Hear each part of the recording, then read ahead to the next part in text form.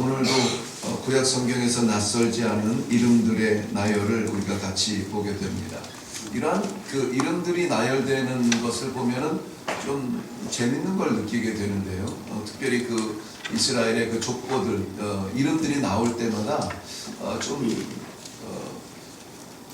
분명하게 하나님께서 그 이름들을 낱낱이 기록하신 그 이유를 깨달으면서 그 중에 좀 마음에 닿는 것, 오늘 이 말씀을 12절부터 20절까지의 말씀을 묵상하면서 닿는 것, 아주 자그마한 소확행이라고 하나요? 자그마한 발견으로 이렇게 입가에 미소가 지어진 그러한 기쁨이 있었는데요.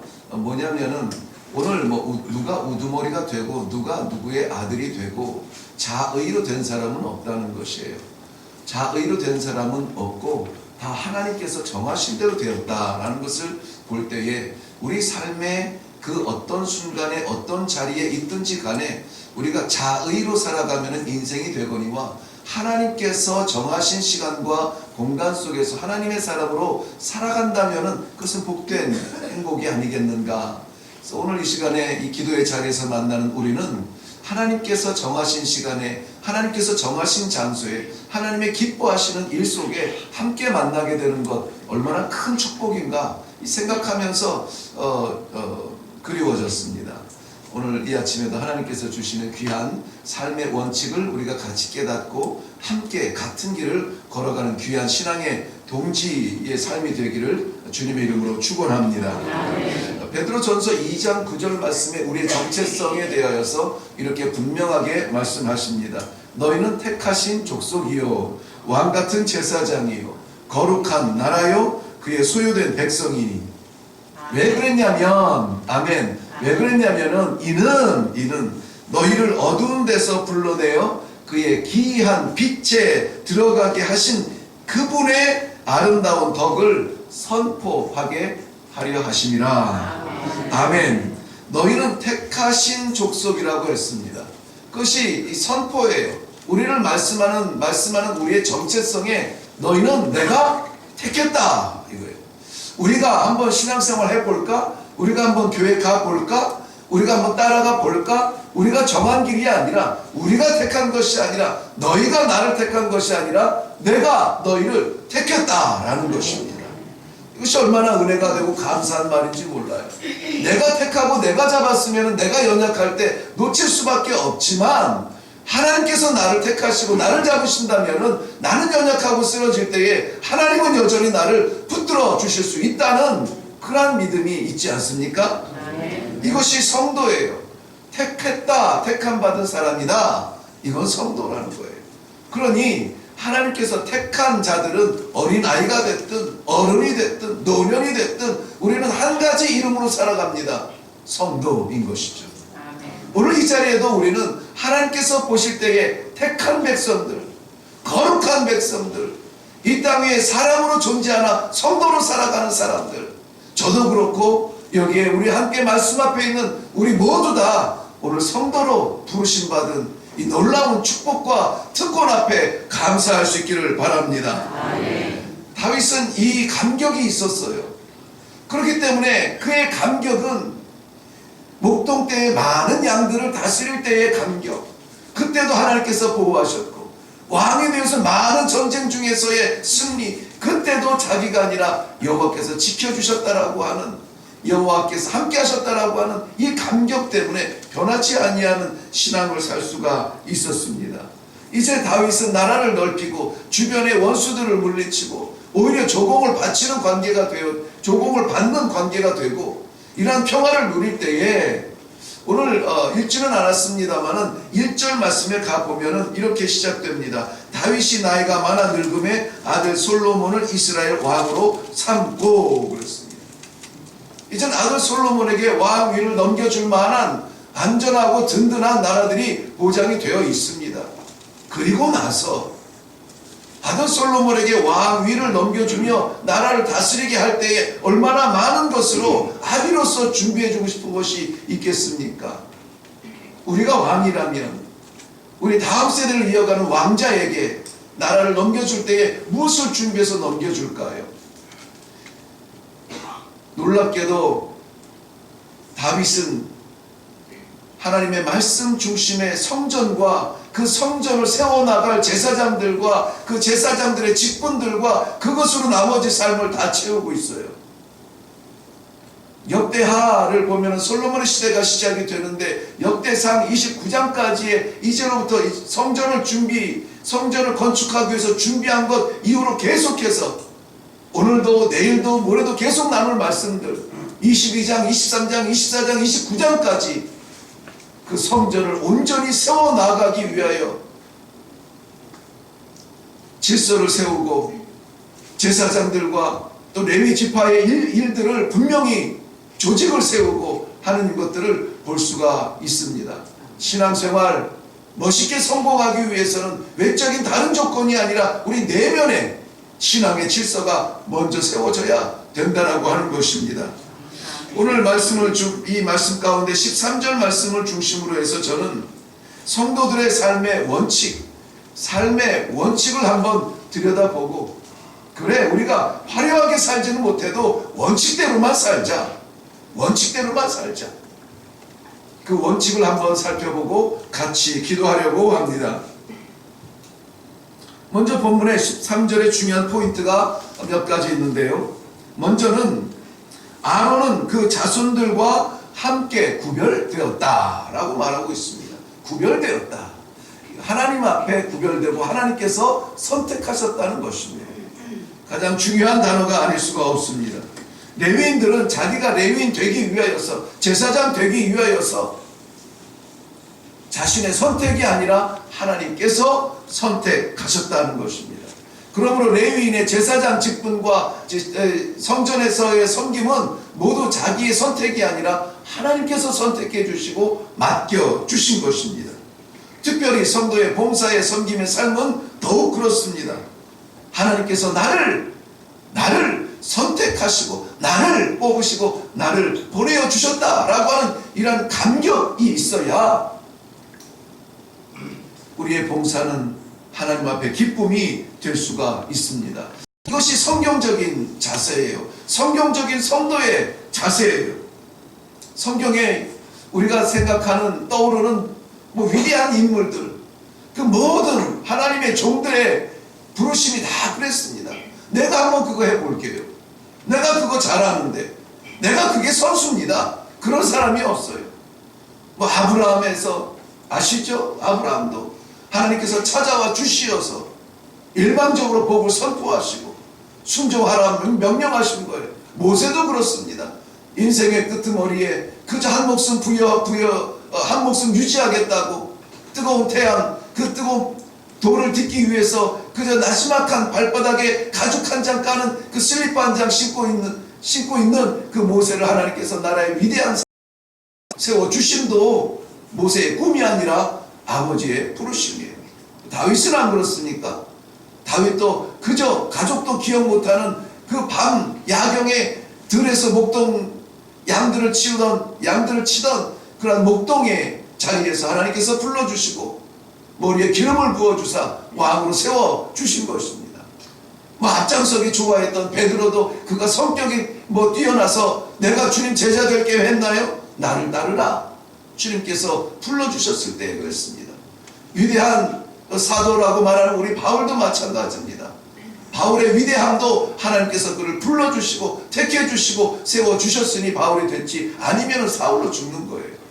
교회를 파괴하는 자, 성도들을 괴롭히는 자, 죽이는 자, 그런 자로 죽을 수밖에 없는 자를 하나님께서 찾아와 주시어서, 빛으로 찾아와 주시어서 사도로 세워주시는 것입니다.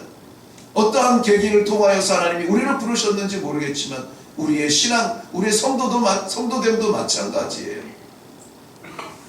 하나님께서 우리를 택해 주심이 우리에게는 감격입니다. 선택된 자는 선택한 자를 기쁘게 해야 된다라고 말씀을 드렸습니다. 하나님께서 왜 나를 부르셨을까? 하나님께서 왜 나를 이 새벽에 이 일회교회의 기도의 자리에 부르셨을까? 나를 택하신 하나님의 뜻을 구하는 것이 이 기도의 자리의 본질이에요. 내가 하나님을 택했다면 내가 급하고 내가 아프고 내가 답답한데 어디로 갈까? 아이고 하나님한테 가봐야 되겠다. 내가 택해서 온 것이 아니라 하나님께서 우리의 마음에 이 자리를 기억하게 하시고 우리 마음에 올라올 수 있도록 열정을 주신 그 은혜가 얼마나 감사합니까? 하나님이 나를 택하시고 이 자리까지 인도하셨사오니 아버지 어떻게 할까요? 아버지 뜻을 보여주세요. 알려주세요. 따라가겠습니다. 순종의 마음으로 가슴을 활짝 열을 때 왜 아버지가 보여주지 않겠습니까? 오늘 귀한 하나님의 선택함을 받은 축복의 마음이 우리 마음속에 확신하기를 바랍니다. 오늘 하루 종일 우리는 이 선택받은 자로서의 구별된 삶을 살 수 있기를 바랍니다. 두 번째는 중요한 단어가 두 개가 반복이 되어지는데요. 하나님의 성도를 세상으로부터 구별하여서 세운 하나님의 뜻은 무엇이냐면 영원토록 심히 어떤 자가 돼요? 거룩한 자가 되게, 영원토록 심히 거룩한 자가 되게 했다는 것입니다. 중요한 것은 거룩한 자도 중요합니다. 그런데 거룩한 자는 순간적 흉내는 낼 수가 있어요.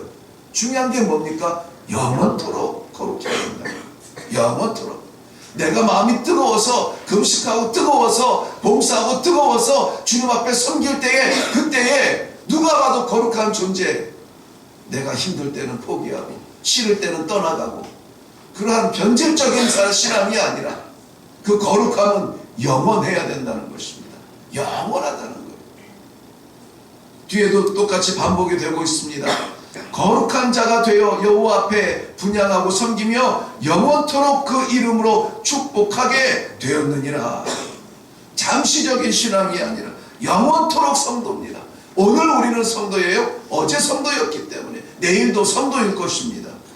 연극 배우처럼 공연이 끝난 다음에 분장 지우는 그러한 신앙이 아니라 주일날 교회에 올라와서 1시간 예배 드릴 때는 깔끔하고 멋있고 성경책 가슴에 품고 거룩한 모습으로 기도하며 찬송하며, 그러나 생활 삶 속에서는 그 분장이 지워지는 변개하는 신앙이 아니라 1분 1초도 변함없이 영원토록 우리 이 신앙을 끝까지 붙들겠다라고 하는 인내의 심장을 가지고 신앙생활을 할 수 있는 성도님들이 되시기를 바랍니다.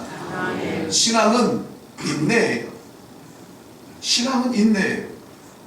영원토록 인내입니다. 영원까지 인내입니다. 누가복음 21장 19절 말씀에도 인내로 너희의 영혼을 얻으리로다 라고 말씀하고 있어요. 인내로 우리의 영혼을 붙들고 얻으시는 성도님들 되기를 바랍니다. 네, 세 번째, 우리가 구별된 선택된 자는 변개치 말고 흔들림 없이 영원토록 그 거룩함을 지켜야 하는데 어떻게 그것을 지킬 수 있느냐? 다른 방법이 없습니다. 오늘 본문 말씀에 보면은 여호와 앞에서라는 거예요. 여호와 앞에. 이것은 제가 평생도록 붙드는 저의 신앙의 기둥의 말씀이 신전신앙, 실천신앙이에요. 신전신앙, 신전의식이 있어야 돼요. 하나님 앞에 있다는 의식이 있어야 된다는 것입니다. 우리의 신앙은 사람 앞에 살아가는 신앙이 아닙니다. 하나님 앞에서 살아가는 신앙이어야 되는 것입니다. 사람이 할 수 있는 선행이 있습니다. 사람이 할 수 있는 섬김이 있고 봉사가 있습니다. 거기에는 두 가지로 구별이 되는데요. 그 선행과 봉사와 착한 행실, 그런 것들이 사람 앞에서 행해진다면 그것은 윤리적인 선행이에요. 그러나 그러한 섬김과 봉사가 하나님 앞에서 행해진다면 그것은 신앙의 열매를 맛보는 그러한 걸음이 될 것입니다. 이 신앙의 열매는 하나님께서 하나님의 나라에서 영원히 변하지 아니할 면류관으로 준비해 놓으시는 그러한 선물로 우리에게 씌워줄 줄로 믿습니다. 그렇기 때문에 아무리 위대한 업적이라도 윤리적인 선행이라면 세상에 믿으면 됩니다. 그러나 우리의 영혼을 구원하기에는 부족합니다. 많은 사람들이 이 선행으로 자기의 의를 이루었다라고 말을 합니다. 그러나 그것은 윤리적인 선행에서 멈춘다면, 사람 앞에서 했다면, 사람에게 인정받는다면 한계가 있을 수밖에 없습니다. 그러나 아무리 작은 소리라도, 아무리 작은 걸음이라도, 아무리 작은 일이라도 하나님 앞에서 신앙적으로 섬긴 순종이라면은, 봉사라면은 하늘의 상급이 준비된 줄로 믿으시기 바랍니다. 말씀을 맺겠습니다. 베드로전서 4장 10절 말씀에는 베드로는 우리에게 권고하기를 선한 청지기 같이 하라 라고 말합니다. 선한 청지기 같이 일을 하라. 오늘 하나님께서는 우리를 택하여서 이 자리에 불러주셨습니다. 왜 택하셨는지 궁금하지 않으세요? 왜 우리를 성도의 자리에 부르셨는지 궁금하지 않으세요? 기도 가운데 분명한 하나님의 뜻을 볼 수 있기를 바랍니다. 우리는 하나님 앞에 이 순간 예배드리는 이 한 시간 안에 성도가 아니라 삶의 현장에서 성도여야 합니다. 이 자리는 모두 다가 성도 같아요. 그러나 하나님의 기대는 우리 삶의 현장의 성도를 보고 싶어 하실 것입니다. 그 힘을 얻기 위하여서 변개치 않는 끝까지 가는 영원한 신앙으로, 상황에 따라 바뀌는 신앙이 아니라 바뀌지 아니하는 굳건한 신앙으로 오늘 어디를 가든지 무엇을 하든지 성도로 살 수 있기를 바랍니다. 마지막으로 우리가 하나님 아버지 앞에 살아가는 귀한 존재들입니다. 신전신앙, 사람 앞에 서지 않게 해주세요. 하나님 앞에 서서 살아가는 성도의 삶이 되게 해주세요. 오늘 이 세 가지 귀한 기도의 제목을 붙들고 나아갈 수 있기를 바랍니다. 함께 기도하겠습니다. 제가 먼저 기도합니다.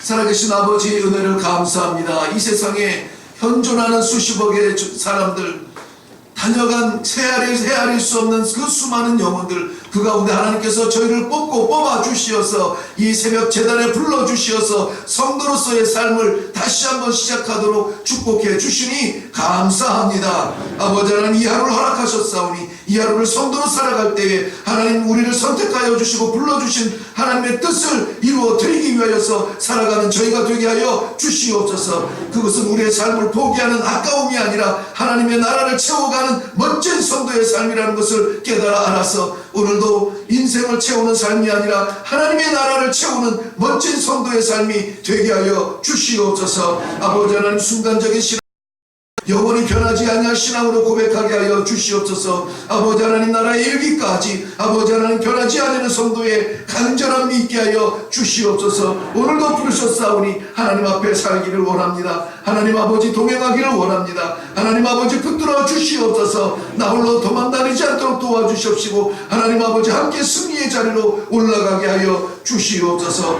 범사에 감사하며 아버지 하나님, 정말 우리 하나님께서 허락하신 모든 일일이 구별할 수 없는 일들을 감사하며 하나님의 복을 마음을 받아 주시옵시고 감사의 제목들이 늘어날 수 있도록 축복하여 주시옵소서. 감사드렸고 예수님의 이름으로 기도하옵나이다. 아멘. 아멘.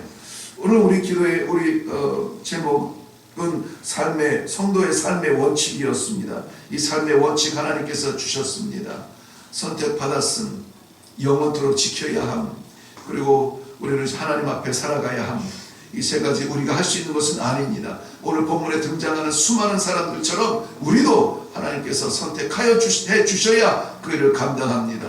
우리 다 같이 한번 기도할 때에 아버지, 나를 성도로 불러주시니 감사합니다. 감당하게 하여 주시옵소서. 아버지, 능력을 주시옵소서. 우리 다 같이 한번 기도하고 내려갈 수 있기를 바랍니다.